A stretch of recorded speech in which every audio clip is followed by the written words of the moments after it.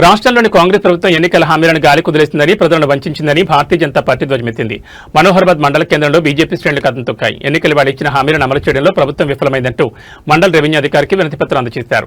Bharatiya Janata party రాష్ట్ర శాఖ పిలుపు మేరకు మనోహరాబాద్ మండల అధ్యక్షులు బక్క వెంకటేష్ గౌడ్ ఆధ్వర్యంలో ఈ నిరసన కార్యక్రమం జరిగింది. ఈ సందర్భంగా బీజేపీ రాష్ట్ర నాయకులు నత్తి మల్లేష్ ముదిరాజ్ కాంగ్రెస్ ప్రభుత్వంపై నిప్పులు జరిగారు. ఎన్నికల సమయంలో మాయమాటలు చెప్పి అధికారంలోకి వచ్చిన ముఖ్యమంత్రి రేవంత్ రెడ్డి ప్రస్తుతం ప్రజలకు ఇచ్చిన ఒక్క హామీని కూడా నెరవేర్చలేదని విమర్శించారు. రైతులకు పెట్టుబడి సాయం కింద ఎకరాకు 6,000 రూపాయలు వేస్తామని చెప్పి 3 విడతల పైసలు ఎగ్గొట్టి రైతులను నిలువునా ముంచారని మల్లేష్ ముదిరాజ్ మండిపడ్డారు. సమయానికి రైతు భరోసా అందకపోవడంతో అన్నదాతల పెట్టుబడి కోసం అప్పుల పాలవుతున్నారని ఆవేదన వ్యక్తం చేశారు. అలాగే నిరుద్యోగులకు ఇస్తామన్న నిరుద్యోగ భృతి ఏమైందని, జాబ్ క్యాలెండర్ ఎక్కడని ప్రశ్నించారు. వృద్ధులు, వికలాంగులు, వితంతువులు పరిస్థితి మరీ దారుణంగా ఉందని, మండలంలో దరఖాస్తు చేసుకున్న వేలాది మందికి ఇప్పటికీ కొత్త పెన్షన్లు మంజూరు కాలేదని బీజేపీ నేతలు ఆరోపించారు.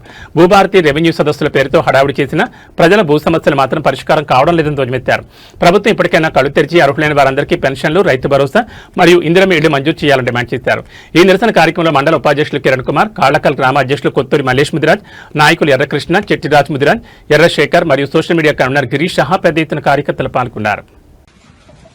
కాంగ్రెస్ పార్టీ గత ఎన్నికల్లో ఇచ్చినటువంటి హామీలను వెంటనే నెరవేర్చాలని, మరి వాటితో పాటు స్థానికంగా మరి మండల పరిధిలో గ్రామాల్లో ప్రజలు ఎదుర్కొంటున్నటువంటి ప్రజా సమస్యలను వెంటనే పరిష్కరించాలని, మరి ఎన్నికల్లో 6 గ్యారంటీలు మరి 420 సబ్ గ్యారంటీలను కాంగ్రెస్ పార్టీ అనౌన్స్ చేయడం జరిగింది. మరి ప్రభుత్వం ఏర్పాటు చేసి 2.5 సంవత్సరాలు గడుస్తున్నా దాంట్లో ఒకటి కూడా అమలు చేయకపోవడం విడ్డూరంగా ఉంది.